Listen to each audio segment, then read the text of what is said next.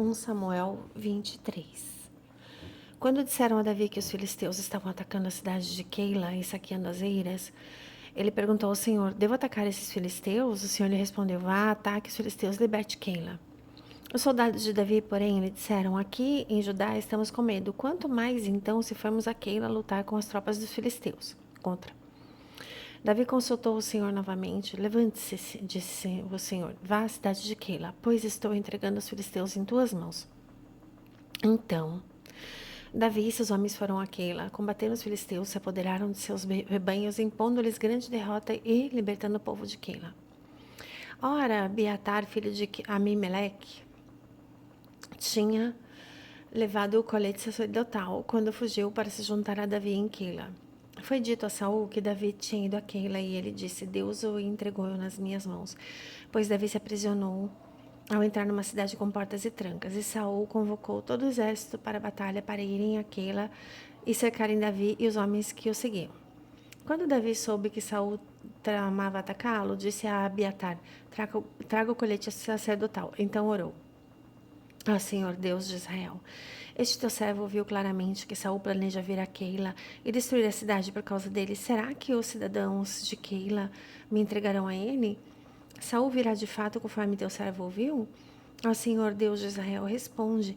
E o Senhor disse: ele virá. E Davi novamente perguntou: será que os cidadãos de Keila entregarão a mim e aos meus soldados? E Saul respondeu: entregarão, o Senhor respondeu. Então Davi e seus soldados, que eram cerca de 600, partiram de Keila e ficaram andando sem direção definida. Quando informaram a Saul que Davi tinha fugido de Keila, ele interrompeu a marcha. Davi permaneceu nas fortalezas do deserto e nas colinas do deserto de Zif. Dia após dia, Saul o procurava, mas Deus não entregou Davi em suas mãos. Quando Davi estava em Oreza, no deserto de Zif, soube que Saul tinha saído para matá-lo. E Jonatas, filho de Saul, foi falar com ele em Oreza e o ajudou a encontrar forças em Deus. Não tenha medo, disse ele, meu pai não porá as mãos em você. Você será rei de Israel e serei o segundo em comando, até meu pai sabe disso. Os dois fizeram um acordo perante o Senhor, então Jonatas foi para casa, mas Davi ficou em Oreza. Alguns efeus foram informar a Saul em Gibeá. Davi está se escondendo entre nós as fortalezas de Oreza, na colina de Aquilá, ao sul do deserto de Gesimon. Agora, ó rei, vá quando quiserem, nós seremos responsáveis por entregá-los em suas mãos.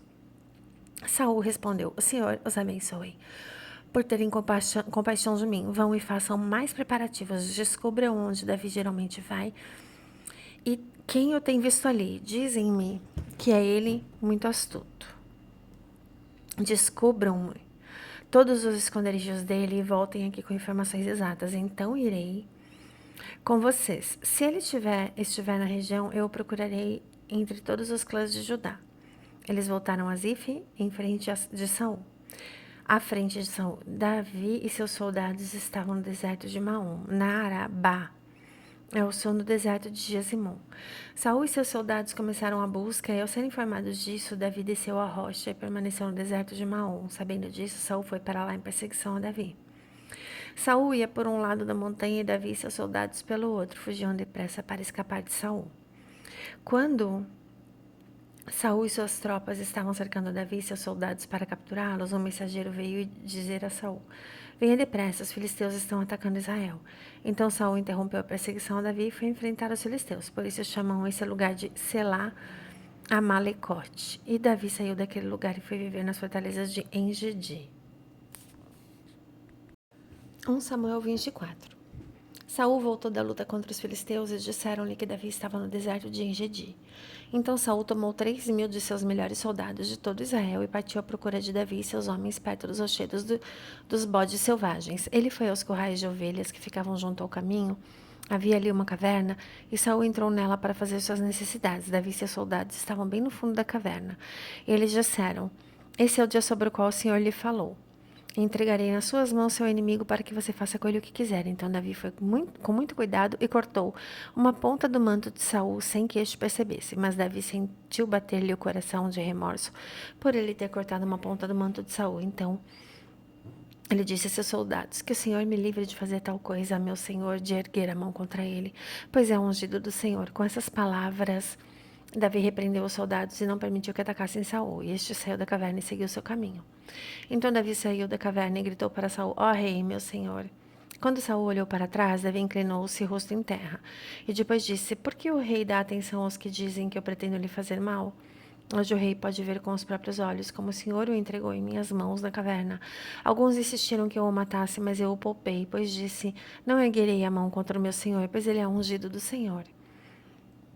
Olha, meu pai, para que este pedaço de teu manto em minha mão.